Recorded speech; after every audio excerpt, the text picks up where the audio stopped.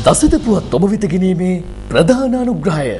හැම වෙනස්කමකදීම අපි වෙනස් වුණේ ඔබේ දියුණුවට. හැඩන් නැෂනල් බැංකුව 1888 සිට විශ්වාසයක උරුමය.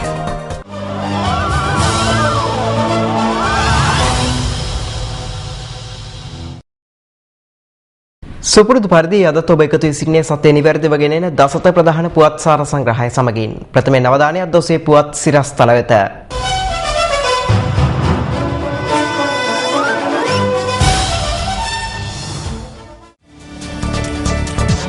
යාපනයට පැමිණෙන්නයි මන්මෝහන් සිංට ආරාධනයක්.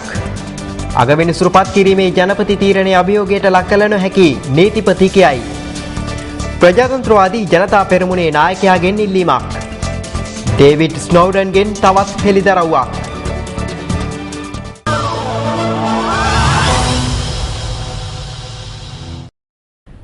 අගවිනිසුරුවරයා පත් කිරීම සම්බන්ධයෙන් අධිකරණයේ හමුවේ ප්‍රශ්න කිරීමට හෝ අභියෝග කිරීමට කිසිවෙකුටත් නීතිමය අයිතියක් නැතයි නීතිපති පාලිත ප්‍රනාන්දු මහතා ශ්‍රේෂ්ඨාධිකරණයේ හමුවේ ප්‍රකාශ කළා.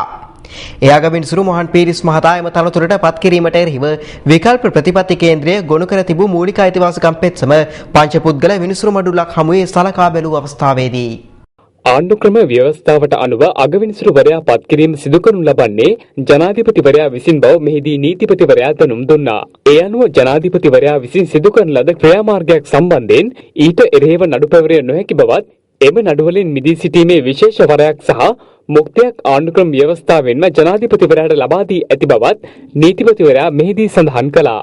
නීතිපති පාලිත ප්‍රනාන්දු මහතා ශ්‍රේෂ්ඨාධිකරණයේ හමුවේ සඳහන් කළේ මීට පෙර විටින් විට පැවරුණු නඩු ගණනාවක්ද මෙම හේතුව මත ශ්‍රේෂ්ඨාධිකරණය විසින් ප්‍රතික්ෂේප කර ඇති බවයි. ඉන්දිය අග්‍රාමාත්‍ය ආචාර්ය මන්මෝහන් සිං මහතා ශ්‍රී ලංකාවේ පැවැත්වෙන පොදු රාජ්‍ය මණ්ඩලීය රාජනායක සමුළුව සඳහා සහභාගී විය හැකි බව ඉන්දිය මාධ්‍ය වාර්තා කරනවා.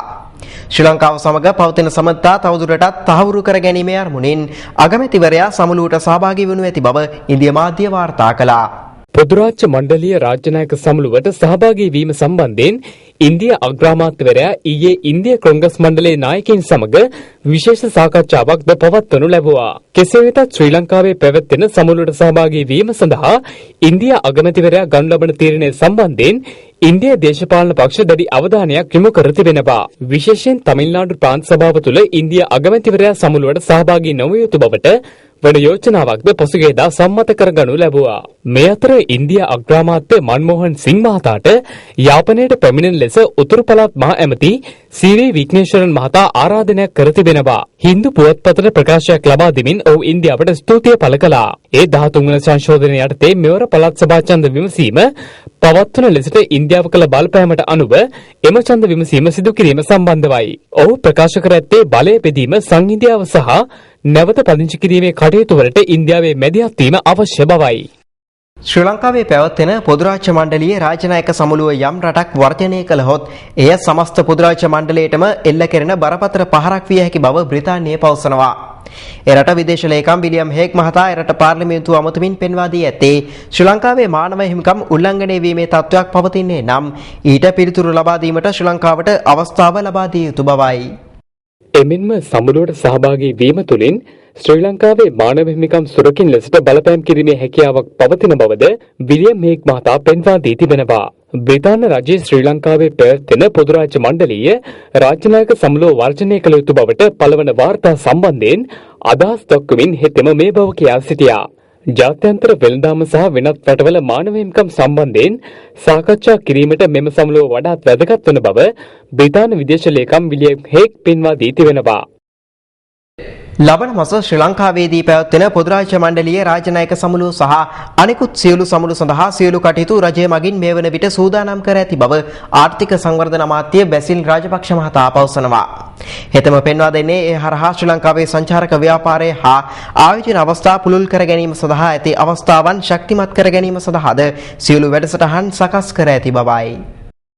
මෙම සමුළුවට සහභාගී වන රාජ්‍ය නායකයින් ආයෝජකයන් අමාත්‍යවරුන් ඇතුළු අනෙකුත් ප්‍රභවරුන් මාධ්‍යවේදීන් ඇතුළු සියල්ලන්ටම ශ්‍රී ලංකාවේ සංචාරය කිරීම සඳහාද අවශ්‍ය පහසුකම් සලසා ඇති බවද අමාත්‍ය රාජපක්ෂ මහතා වැඩිදුරටත් ප්‍රකාශ කළා. ආර්ථික සංවර්ධන අමාත්‍ය බැසිල් රාජපක්ෂ මහතා මෙම අදහස් ප්‍රකාශ කළේ පොදු රාජ්‍ය මණ්ඩලීය සමුළුව සංවිධානය කිරීම සම්බන්ධයෙන් එම අමාත්‍යාංශයේදී ඉකුත්දා පැවති විශේෂ සාකච්ඡාවකදී ඒ සඳහා ක්‍රියා කරන සියලු අනු කමිටුවල සමාජිකින් 100කට අධික ප්‍රධානීන්ගේ සහභාගීත්වයෙන් මෙම සාකච්ඡාව පැවැත්වුණා. පොදු රාජ්‍ය මණ්ඩලීය රාජ්‍ය නායක සමුළුවේ 23 වන සැසිවාරයේ දෙදිනක් පුරා කොළඹදී පැවැත්වෙනවා. එම නායක සමුළුවට සමගාමීව පොදු රාජ්‍ය මණ්ඩලයේ ව්‍යාපාර සංසන්දයේ සමුළුව කොළඹදීද පොදු රාජ්‍ය මණ්ඩලයේ ජනතා සංසන්දයේ සමුළුව නොවැම්බර් 11 සිට 14 දක්වා හික්කඩුවේදීද පැවැත්වෙනවා. පොදු රාජ්‍ය මණ්ඩලීය තරුණ නායකත්ව සමුළුව නොවැම්බර් 10 වනදා සිට 14 වනදා දක්වා පැවැත්වෙන්නේ හම්බන්තොටදී. ඊට අදාළ සියලු සැලසුම් මේ වන විට නිම කර ඇති අතර එහි ප්‍රගතියද මෙම සාකච්ඡාවේදී දීර්ඝ වශයෙන් අධීක්ෂණයට ලක් වුණා. පොදු රාජ්‍ය මණ්ඩල සමුළුවට සහභාගී වන ආරාධිතයින්ට අවශ්‍ය සියලුම පහසුකම් සහ ප්‍රවර්තන කටයුතු මෙහිදී සාකච්ඡාවට ලක් කෙරුණා.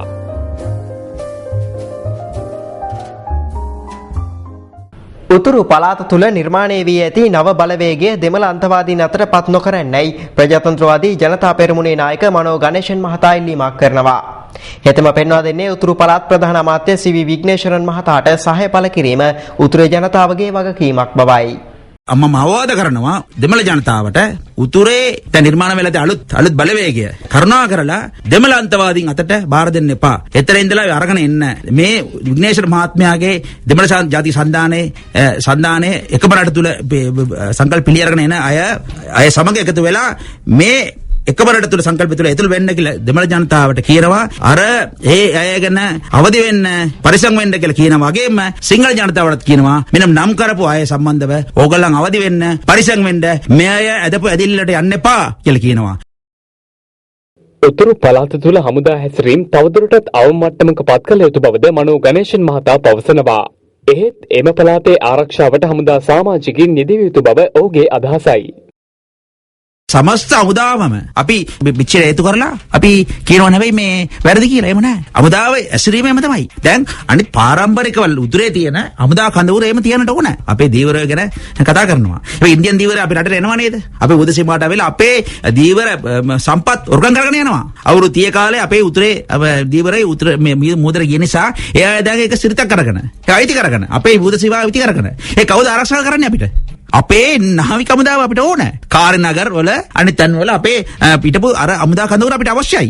යුද හමුදා කඳවුරු, නාවික හමුදා කඳවුරු, ගෝන හමුදා කඳවුරු පළාලි වල පොලිස් කියන්නේ හමුදා නෙවෙයි ඒක සිවිල්. ඒවා අපිට අවශ්‍යයි. යුද්ධය නිසා ඕනට වැඩිය නිර්මාණ කරපු, විවෘත කරපු කඳවුරු ටික තමයි කරකට කියන්නේ. අනිත් එක මම වෙන්නේ වෙන මොනවත් නෑ. කවුරුත් එතන ඉන්න පුළුවන්. නමුත් හමුදාව ඉවත් කිරීම කියලා කියන්නේ කතාවෙන් ඉල්ලීමෙන් තේරුම් වෙන්නේ හමුදාව ඇසරීම සිවිල් කටයුතු වල සම්බන්ධ වීම අඩු කරන්න, අවසන් කරන්න කියන එකයි. වෙන මොනවත් නෑ.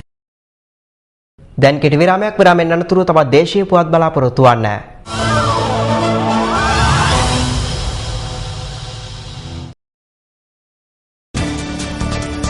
කොරියානු භාෂා ප්‍රවණතා විභාගයේ ප්‍රතිඵල හෙට නිකුත් වේ. හෙට සිට බස් ගාස්තු ඉහළට. විරාමෙන් අනතුරුව බලාපොරොත්තු වන්න.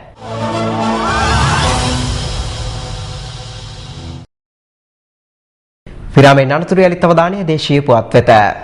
කොරියානු භාෂා ප්‍රවණතා විභාගයේ ප්‍රතිඵල හෙට දිනේ නිකුත් කරන බව විදේශ සේවා නීති කාර්යාංශය පවසනවා. විභාග ප්‍රතිඵල www.slbfe.lk www.eps.go.kr සහ www.hrdkorea.or.kr යන වෙබ් අඩවි මගින් ලබාගත හැකි බවයි. විභාගයේදී ලකුණු 200න් ලකුණු 80ක් හෝ ඊට වැඩි ප්‍රමාණයක් ලබාගත යුතු අතර කඩේම් ලකුණු ප්‍රමාණය කොරියානු මානව සම්පත් දෙපාර්තමේන්තුව මගින් පසුව ප්‍රකාශයට පත් කිරීමට නියමිත බව විදේශ සේවා නියුක්ති කාර්යාංශය සඳහන් කළා. පසුගිය ඔක්තෝබර් මාස 19 සහ 20 වන දිනවල පැවති කොරියානු භාෂා ප්‍රවීණතා විභාගය සඳහා අපේක්ෂකයන් 20490 දෙනෙකු පෙනී සිටියා. මේ අතර කොරියානු රැකියාව ලබා ගැනීම සඳහා විවිධ පුද්ගලයන් සිදු කරන ව්‍යාජ ක්‍රියාකාරකම් හේතුවෙන් තම විභාග අංකය සහ ගමන් බලපත්‍ර අංකය බාහිර පුද්ගලයන්ට ලබා දීමෙන් වළකින ලෙස විදේශ සේවා නියුක්ති කාර්යාංශයේ විභාග අපේක්ෂකයින් දැනුම් දී තිබෙනවා. අධ්‍යයන පොදු සහතික පත්‍ර සාමාන්‍ය පෙළ විභාගයේ පාසල් ඇදුම්කරුවන්ගේ ප්‍රවේශ පත්‍ර අද තැපෑලට යොමු කරන බව විභාග දෙපාර්තමේන්තුව පවසනවා. විභාග කොමසාරිස් ජෙනරාල් WMNJ පුෂ්පකුමාර මහතා සඳහන් කළේ එම ප්‍රවේශ පත්‍ර කඩිනමින් අපේක්ෂකයින් වෙත ලබා දිය යුතු බවයි. අදාළ ප්‍රවේශ පත්‍ර කිසියම් සංශෝධනයක් සිදු කළ යුතු නම් ලබන මාස 15 වෙනිදාට පෙර ඒ පිළිබඳව දැනුවත් කළ යුතු බවද විභාග දෙපාර්තමේන්තුව පවසනවා. විභාගයේ දෙසැම්බර් 10 වෙනිදා සිට පැවැත්වීමට නියමිතයි. ඒ දිවයින පුරා මධ්‍යස්ථාන 4300කදී. මෙවර විභාගයට අපේක්ෂකයින් 5,78,140ක් පෙනී සිටින බව විභාග දෙපාර්තමේන්තුව සඳහන් කළා. 7%කින් වැඩි කරන ලද බස් ගාස්තුව හෙට සිට ක්‍රියාත්මක වනු ඇති. ඒ අනුව පෞද්ගලික බස් ගාස්තු සහ ලංකම බස් ගාස්තු මෙසේ වැඩි වනු ඇති. දැනට අය කෙරෙන රුපියල් 9 අවම බස් ගාස්තුව වැඩි නොවන අතර රුපියල් 12 සිට රුපියල් 27 දක්වා බස් ගාස්තුව රුපියල් 1කින් ඉහළ නංවා තිබෙනවා. මේ අතර රුපියල් 30 සිට 32 දක්වා බස් ගාස්තුව රුපියල් 2කින්ද රුපියල් 34 සිට රුපියල් 48 දක්වා ගාස්තුව රුපියල් 3කින්ද ඉහළ නංවනු ඇති. එසේම මෙතෙක් රුපියල් 49ක්ව පැවති බස් ගාස්තුව රුපියල් 4කින් ඉහළ යන අතර රුපියල් 62 සිට රුපියල් 73 දක්වා රුපියල් 5කින් වැඩි කර තිබෙනවා. මේ අතර රුපියල් 101ක්ව පැවති බස් ගාස්තුව රුපියල් 8කින්ද රුපියල් 200ක්ව පැවති බස් ගාස්තුව රුපියල් 215 දක්වාද වැඩි කර තිබෙනවා. තවද වර්තමානයේ සාමාන්‍ය බස් රථයන්හි අය කරන ඉහළ ගාස්තුව වන රුපියල් 662 ලබන මාස 1 වෙනිදා සිට රුපියල් 708 දක්වා වැඩි වනු ඇති. දුරගමන් සේවා අර්ධ සුකෝපභෝගී හා අධි සුකෝපභෝගී ගාස්තුද මෙම අනුපාතයටම ඉහළ යන අතර මෙම ගාස්තු ක්‍රමය ලංගම බස් රථවලට අදාළ වනවා. මේ අතර දක්ෂිණ අධිවේගී මාර්ගයේ බස් ගාස්තුවද අද මධ්‍යම රාත්‍රියේ සිට 7%කින් ඉහළ නැංවෙන බව පෞද්ගලික ප්‍රවාහන අමාත්‍යාංශය පවසනවා. ඒ අනුව දැනට දක්ෂිණ අධිවේගී මාර්ගයේ රුපියල් 470ක පවතින බස් ගාස්තුව රුපියල් 500 දක්වා ඉහළ නංවනු ඇති. කෙසේ වුවත් කොළඹ කටුනායක අධිවේගී මාර්ගයේ ගාස්තුවල කිසිදු වෙනසක් සිදු නොවන බවද පෞද්ගලික ප්‍රවාහන අමාත්‍යාංශය සඳහන් කළා. දේවර කටයුතු සඳහා මුහුදු ගිය ශ්‍රී ලාංකික දීවරීන් 26 දෙනෙකු ඉන්දිය වෙරළාරක්ෂක බලකාය විසින් ඊයේ අත්අඩංගුවට ගෙන තිබෙනවා. මෙලෙස අත්අඩංගුවට ගෙන ඇත්තේ දික්කෝවිට සහ මේගම ප්‍රදේශයෙන් මුහුදු ගිය දිනුක ලංකා 1, මිනෝලි 3, නතාලි සහ සුදුදු නම් යාත්‍රාවල සිටි දීවරීන්. මේ අතර පසුගිය 9 වෙනිදාද ඉන්දිය වෙරළාරක්ෂක බලකාය විසින් ජාත්‍යන්තර මුහුදු සීමාවේ දීවර කටයුතු වල නියැලී සිටි ශ්‍රී ලාංකික දීවර යාත්‍රා 4ක් සහ දීවරීන් 24 දෙනෙකු අත්අඩංගුවට ගෙන තිබෙනවා. මේ වන විට ශ්‍රී ලාංකික දීවරීන් 50කට අධික සංඛ්‍යාවක් ඉන්දියා ආරක්ෂක අංශවල අත්අඩංගුවේ පසුවන බව සඳහන්. මේ පිළිබඳව අප දීවර නියෝජ්‍ය අමාත්‍ය සරත් කුමාර ගුණරත්න මහතාගෙන් විමසීමක් කළා. ඔහු කියා සිටියේ ශ්‍රී ලංකා මුහුදු තීරයට නීති විරෝධීව පැමිණෙන ඉන්දිය දීවරීන් තහනම් පන්න ක්‍රම උපයෝගී කර ගනිමින් මෙරට මුහුදු සීමාවේදී මසුන් මැරීමේ නිරත වීම හේතුවෙන් පසුගිය කාලයේදී අත්අඩංගුවට ගෙන ඇති බවයි. එම සිද්ධීන් වලට එකට එක කිරීමක් ලෙස මේ දකින බවද නියෝජ්‍ය අමාත්‍යවරයා ප්‍රකාශ කළා. මේ අතර මියන්මාර මුහුදු සීමාව අනවසරයෙන් ඇතුළු වූ ශ්‍රී ලාංකික දීවරීන් 12 දෙනෙකු එරට ආරක්ෂක අංශ විසින් අත්අඩංගුවට ගෙන ඇති බව දීවර දෙපාර්තමේන්තුව පවසනවා. මීට දින කිහිපයකට පෙර මෙම දීවරීන් මුහුදු ගොස් ඇත්තේ හලාවත සහ ත්‍රිකුණාමලය දීවර වරායන් වලින්. කපිල පුතා සහ ආලෝක පුතා නැමැති දීවර යාත්‍රාවලින් මොවුන් මුහුදු ගොස් ඇති අතර දේවරීන් නැවත මෙරට ගෙන්වා ගැනීම සඳහා අවශ්‍ය පියවර ගන්නා ලෙස විදේශ කටයුතු අමාත්‍යාංශයට දැනුම් දී ඇති බව දීවර දෙපාර්තමේන්තුව ප්‍රකාශ කළා. තම දියණියන් දෙදෙනා දීර්ඝ කාලයක සිට වරින් වර දූෂණය කිරීමේ සිද්ධියක් සම්බන්ධයෙන් අනුරාධපුර විශේෂ මහාධිකරණයේ හමුවේ අධිචෝදනා ලැබ සිටි පියෙකුට බරපතල වැඩ සහිත වසර 120ක සිරදඬුවමක් නියම කෙරුණා. ඒ උතුරු මැද පළාත්බද සිවිල් අභියාචනා මහාධිකරණයේ විනිසුරු කේමා ස්වර්ණාධිපතිනි මහත්මිය ලබා දුන් නියෝගයකට අනුවයි. විත්තිකරුට එරෙහිව චෝදනා 6ක් යටතේ අනුරාධපුර විශේෂ මහාධිකරණය හමුවේ අධිචෝදනා ගොනු කර තිබුණා. සිරදඬුවමට අමතරව පැමිණිලිකාරයේ දෙරයන් දෙදෙනාටද වෙන්වෙන්ව රුපියල් ලක්ෂ 10 බැගින් වන්දි මුදලක් ගෙවන ලෙසටද විනිසුරුවරිය මෙහිදී නියෝග කර තිබෙනවා. එම වන්දි මුදල ගෙවීම පැහැර හරින්නේ නම් විත්තිකරුට තවත් වසර 4ක බරපතල වැඩ සහිත සිරදඬුවමක් නියම කරන බවයි විනිසුරුවරිය සඳහන් කළේ. ඊට අමතරව මුදලින් රුපියල් 25000ක දඩයක් ගෙවන ලෙසද නියෝග කෙරුණා. දඬුවම් නියම කිරීමට පෙර දැරියන් ඇමතු විනිසුරුවරිය විමසා සිටියේ සිය පියා ගෙදර රැගෙන යාමට අවශ්‍ය දෙයක් නැයි. එවිට විත්තිකරුගේ දියණන් දෙදෙනාම එකවර තම පියා ගෙදර රැගෙන යාමට අනවශ්‍ය බව විනිසුරුවරියට දැනුම් දී තිබෙනවා. එමෙන්ම අතීතයේ සිදු වූ සියලු සිදුවීම් අමතක කර අධ්‍යාපන කටයුතු සිදු කර සිය මෑණියන් රැකබලා ගන්නා ලෙසද විනිසුරුවරිය දැරියන් දෙදෙනාගෙන් ඉල්ලීමක් කර තිබෙනවා. රුවන්වැල්ල අඟුරුවැල්ල ගල්පාත ප්‍රදේශයේ නිවසක තිබී හමු ලදරුවෙකුගේ සහ කාන්තාවගේ මරණයට හේතුව ඝාතනයක් බව පොලිසිය පවසනවා. කුඩා දරුවා ඇතුළු කාන්තාවගේ සහ පිරිමි පුද්ගලයෙකුගේ මලසිරුරු සොයාගත්තේ ඊයේ පස්වරුවේයි. එම මලසිරුරු තුන මේ වන විට හඳුනාගෙන තිබෙනවා. පොලිස් මාධ්‍ය ප්‍රකාශක ජ්‍යෙෂ්ඨ පොලිස් අධිකාරී අජිත් රෝහණ මහතා පැවසුවේ 48 හැවිරිදි ජේ.ඩී.කේ විමලදාස නැමැත්තෙකු සහ 35 හැවිරිදි රේණුකා ප්‍රියදර්ශනී වීරසිරි නැමැති කාන්තාවකගේ මල් සිරුරු මෙලෙස සොයාගත් බවයි. මාස 10ක් වයස සිටි විහංග නෙත්සර වීරසිංහ නැමැති දරුවාගේ මල් සිරුරද සොයාගෙන තිබෙනවා. මියගොස් සිටින පේටිගේ විමලදාස නැමැත්තා එම නිවසේ පදිංචි කරවන අතර ඔහු නිවසේ බාල්කේ ගෙලවැල්ලාගෙන සියදිවි හානි කරගෙන තිබෙනවා. අදාළ කාන්තාව සහ දරුවා අසල නිවසක පදිංචි කරවන බව මූලික විමර්ශනවලදී අනාවරණය වුණා.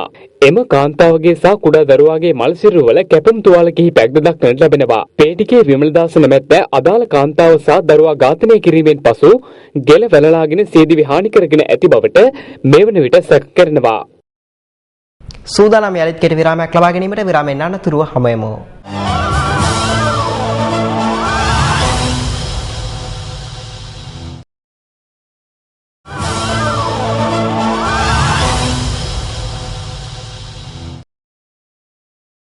විරාමයෙන් අනතුරු යලිත් අවධානය තවත් දේශීය පුවත් කිහිපයක් වෙත. බොදුබල සේනා සංවිධානය අද පෙරවරුවේ බුද්ධ ශාසන අමාත්‍යාංශයට පැමිණියා. ඒ බුද්ධ ශාසන අමාත්‍යාංශයෙන් ශාසනය රැක ගැනීම සඳහා ප්‍රමාණවත් වැඩ කොටසක් සිදු නොවන බව පවසමින් එම සංවිධානයේ ලේකම් පූජ්‍ය ගලගොඩත්තේ ඥානසාර හිමියන් ඇතුළු භික්ෂුන් වහන්සේලා පිරිසක් අද පෙරවරුවේ බුද්ධ ශාසන අමාත්‍යාංශයට පැමිණීමත් සමග පොලිසිය විසින් ඊට ඇතුළු වීමට ඉඩ ලබා දුන්නේ නැහැ. එහිදී උණුසුම්කාරී තත්ත්වයක් පැන නැගුණා. බුද්ධ ශාසන කටයුතු අමාත්‍යාංශයේ ලේකම් එම්.කේ.පී. දිසානායක මහතා එම ස්ථානයට පැමිණ භික්ෂුන් වහන්සේලා සාකච්ඡාවක් සඳහා කැඳවාගෙන ගියා. අමාත්‍යාංශ ලේකම්වරයා පසුගියදා පුවත්පතකට ප්‍රකාශයක් ලබා දෙමින් චීවරධාරීන්ගෙන් කතුන්ට සිදුවන හිංසා නිසා විභාග කිරීම සඳහා විශේෂ ඒකකයක් පිහිටුවන ලෙසයි. ඊට පොලිස්පතිවරයාගේ එකඟතාවය පළ වී ඇති බවද එම පුවත්පතේ දැක්වුණා. බොදුබල සේනා සංවිධානය තමයි මුලින්ම මේ අලුතෙන් හඳුන්වා දීපු රටේ ප්‍රබල මාතෘකාවක් බවට පත්වෙච්ච කැසිනෝ සූදුව සම්බන්ධයෙන් පළමුවැනි මාධ්‍ය හමුව පවත්වලා එහි තියෙන අන්තරායක බව ඒ වගේම අනාගතයේදී ඇතිවෙන්න පුළුවන් අහිතකර බලපෑම් පිළිබඳ බොදුබල සේනා සංවිධානය තමයි පළමුවෙන්ම මාධ්‍යමයක් පවත්වලා රටට අනාවරණය කළේ. අපේ තියෙන ප්‍රධානතම ප්‍රශ්නය තමයි මේ අලුතෙන් ආරම්භ කරන කැසිනෝ පමණක් නෙමෙයි. ඒක එකක් විතරයි. එතකොට පාර එක පැත්තක තියෙන කැසිනෝ එකකට විරුද්ධ නොවී ඉන්නත් අනිත් පැත්තේ තියෙන කැසිනෝ වලට විරුද්ධ වෙන්නත් හේතුවක් තියෙන්න බෑ. අපේ සංවිධානයක් හැටියට අපේ මතය තමයි මේ රටේ සුරාව සූදුව ඇතුළු සියලු දුරාචාරයන් අහවර විය යුතුයි කියන එක. එකකට පමණක් නෙමෙයි. ඒ නිසා අපි විශ්වාස කරනවා කැසිනෝ වලට විරුද්ධ වෙන අය එක කැසිනෝවක් සම්බන්ධයෙන් නෙමෙයි. දැනටත් මේ රටේ කැසිනෝ තියෙනවා. එහෙනම් අපි කවුරුත් එකට එකතු වෙලා මේ කතා කරන දේශපාලනඥයෝ වෙන්න පුළුවන් අනිත් සංවිධාන වෙන්න පුළුවන් අපි හැමෝම එකට එකතු වෙලා සම්පූර්ණ වශයෙන් කැසිනෝ පරාජය කරන්න වැඩ කරමු. දැන් අපිට තියෙන ප්‍රශ්නේ තමයි මොකද්ද මේ හදිස්සිය එකපාරට මේ එක කැසිනෝවක් අල්ලගෙන නටන නාටකම කියන්නේ. මහාමාර්ගවල ධාවනය කරන වාහනවල නලාවේ ශබ්ද සීමාවන් පිළිබඳව දැඩිව නීතිය ක්‍රියාත්මක කරන බව මධ්‍යම පරිසර අධිකාරිය පවසනවා. ඒ අධ්‍යක්ෂ ජෙනරාල් වෛද්‍ය සාරංග අලහප්පෙරුම් මහතා කියා සිටියේ එවැනි නලාවල ප්‍රමිතිය සම්බන්ධයෙන්ද මෙහිදී ස්වාබැලීමක් සිදු කරන බවයි.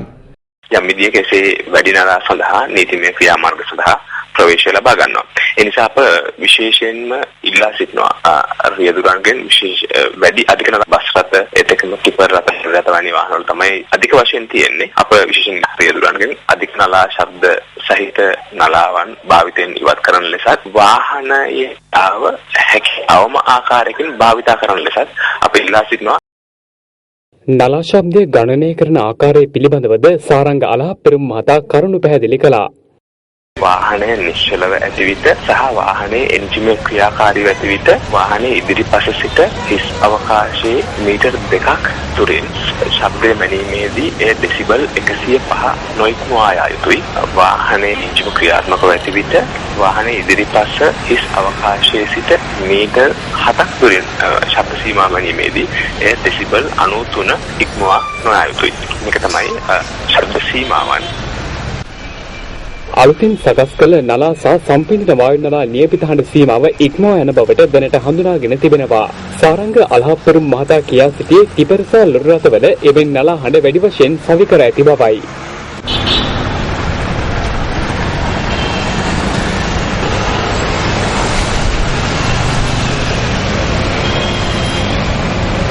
රුහුණේ ආදර්ශවත් දේශපාලන නායක කතානායක චමල් රාජපක්ෂ මහතාගේ චරිතාපදානය ජනාධිපති මහින්ද රාජපක්ෂ මහතාගේ ප්‍රධානත්වයෙන් ඊයේ එළිදැක්වුණා.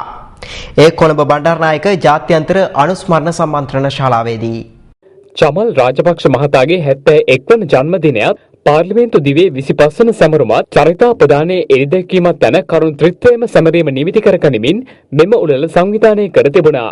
හිටපු නියෝජ්‍ය පොලිස්පතිවරයෙකු වූ මෙන්ම චමල් රාජපක්ෂ මහතාගේ සමීපතම මිත්‍රයෙකු වූ පුණ්‍යාද සිල්වා මහත්මිය විසින් රචිත චමල් රාජපක්ෂ චරිතාපදානයේ පළමු පිටපත මෙහිදී ජනාධිපතිවරයා වෙත පිළිගන්වනු ලැබුවා. උළෙලේ ප්‍රධාන දේශනයේ පවත්වනු ලැබුවේ කොළඹ විශ්වවිද්‍යාලයේ උපකුලපති ආචාර්ය කුමාර හිරුපුරේගම මහතා විසින්. විපක්ෂ නායක රනිල් වික්‍රමසිංහ සහ පාර්ලිමේන්තු සභානායක නිමල් සිරිපාල් සිල්වා යන මහත්වරුන්ද උත්සව සභාව ආමන්ත්‍රණය කළා. මහා සංඝරත්නයේ ජනාධිපති ආර්ය ශ්‍රීරන්ති වික්‍රමසිංහ රාජපක්ෂ මහත්මියද අග්‍රාමාත්‍ය දීමු ජයරත්න මහතා ඇතුළු මැති ඇමතිවරුන්ද විදේශ රාජතාන්ත්‍රිකයින් සහ රාජපක්ෂ පවුලේ ඥාතීන්ද උත්සවයට එක්ව සිටියා.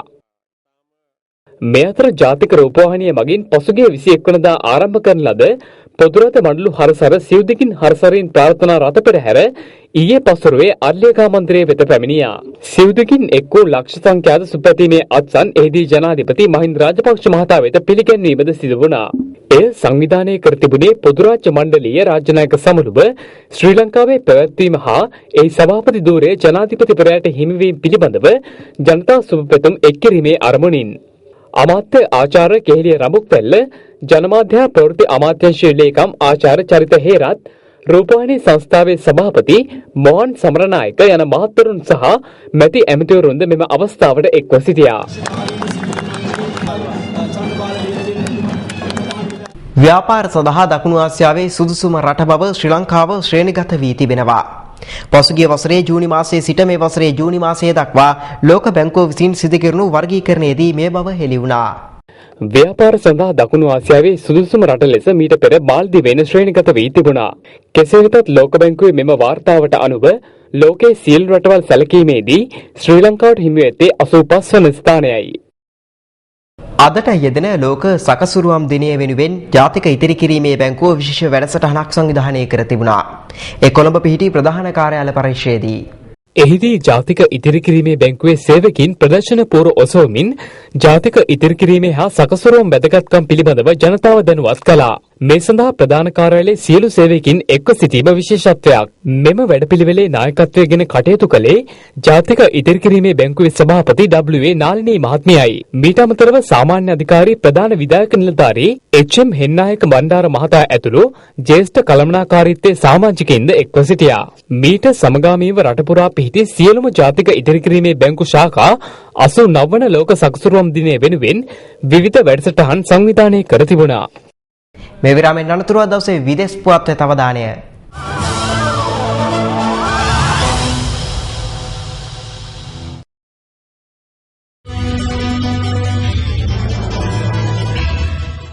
දැන් අවධානය විදේශ පුවත් වෙත. අමරිකානු ජාතික ආරක්ෂක ඒජන්සිය මගින් Google සහ Yahoo දත්ත සොරකම් කළ බව එඩ්වර්ඩ් ස්නෝඩන් විසින් අනාවරණය කර තිබෙනවා. ඔහු අනාවරණය කර ඇත්තේ ඇමරිකානු රජයේ අවශ්‍යතාවය මත කාලයක් තිස්සේ ඇමරිකානු ජාතික ආරක්ෂක ඒජන්සිය විසින් මෙම දත්ත සොරකම් සිදු කළ බවයි. එඩ්වර්ඩ් ස්නෝඩන් කලක් ඇමරිකානු CIA සංවිධානයේ පරිගණක දත්ත ඒකකයේ කටයුතු කර ඉන් ඉවත්ව රුසියාවේ රැඳී සිටමින් එහි රහස් හෙළි කරමින් සිටිනවා. එබැවින් ඔහු පත්ව ඇත්තේ ඇමරිකාවට අත්‍යවශ්‍ය පුද්ගලයෙකු බවටයි. කෙසේ වුවත් ඇමරිකානු ජාතික ආරක්ෂක ඒජන්සිය ප්‍රකාශ කර ඇත්තේ තමන්ට Google සහ Yahoo දත්ත සොරකම් කිරීමේ කිසිදු අවශ්‍යතාවයක් නොතිබූ බවයි. එමෙන්ම ඒ සඳහා තමන්ට අයිතියක් නොමැති බවද ඇමරිකානු ජාතික ආරක්ෂක ඒජන්සිය තවදුරටත් ප්‍රකාශ කර තිබෙනවා.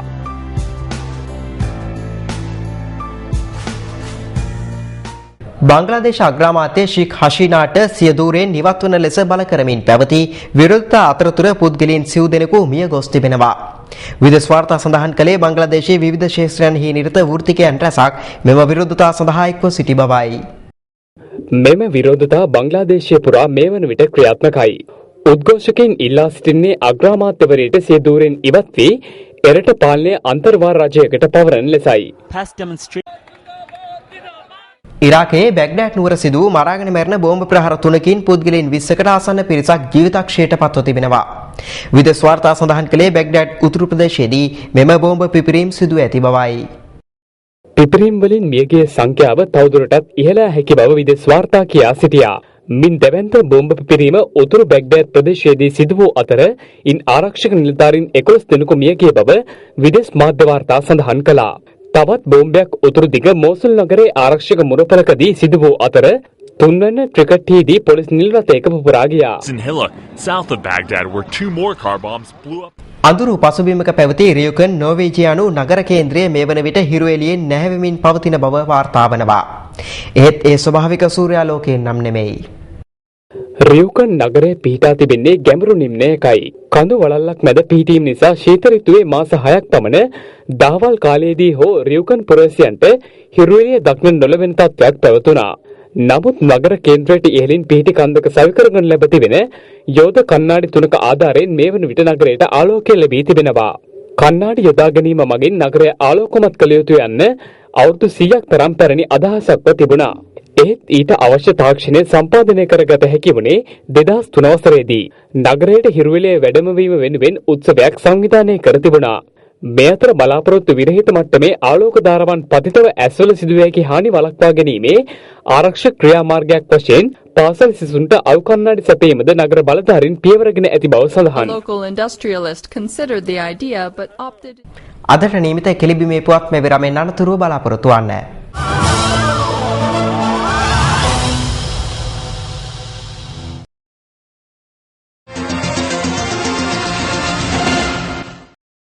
දැන් ක්‍රීඩා තොරතුරු. සංචාරක ඕස්ට්‍රේලියානු කණ්ඩායම සමග පැවති 6 වන එක්දින ක්‍රිකට් තරගයෙන් කඩු 6ක විශිෂ්ට ජයක් හිමි කර ගැනීමට ඉන්දිය කණ්ඩායම ඊයේ සමත් වුණා. මෙම තරගයේ ප්‍රථමයෙන් පන්දුවට පහර දුන් ඕස්ට්‍රේලියානු කණ්ඩායම පන්දුවර 50 අවසානයේ කඩලු 6ක් දැවි ලකුණු 350ක් රැස් කළා. එහිදී නායක ජෝර්ජ් බේලි ලකුණු 156ක් සහ ෂේන් මොට්සන් ලකුණු 102ක් ලබා ගැනීමට සමත් වුණා. කෙසේ වෙතත් ලකුණු 351ක ජයග්‍රහී ඉලක්කයක් හඹා ගිය ඉන්දිය කණ්ඩායම පන්දුවර 49යි පන්දු 3ක් තුලදී එම ඉලක්කය හඹා ගියා. එහිදී විශිෂ්ට ඉනිමක් ක්‍රීඩා කරමින් විරාට් කෝලි පන්දු 66ක් තුල ලකුණු 115ක් සහ ශිඛර් ධවන් ලකුණු 100ක් ලබා ගත්තා. ඒ අනුව කණ්ඩායම් දෙකම මේ වන විට තරඟාවලියේ 2-2ක් ලෙස සම තත්ත්වයේ රැඳී සිටිනවා. Brings up the 200 for India. Is he looking for two? Virat Kohli has to run to the danger end.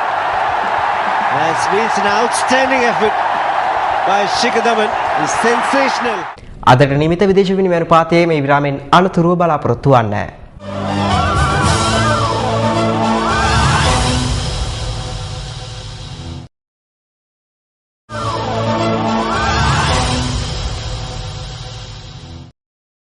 ශ්‍රී ලංකාවේ රුපියලට සාපේක්ෂව අද ඔස්සේ ප්‍රකාශිත විදේශ විනිමය අනුපාතය දැන්.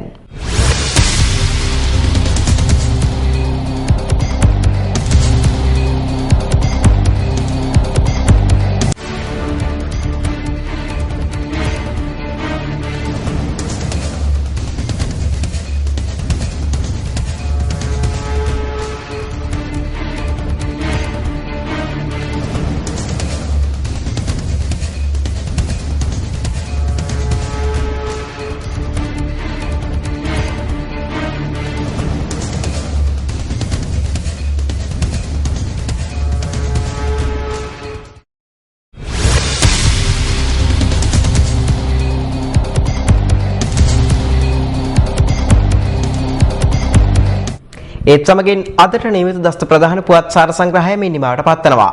අපි යලිත් ඔබ හමුවන්නේ දසත උදෑසන පුවත් ප්‍රකාශය සමගින්. ඔබ සැමට ජය ශ්‍රී.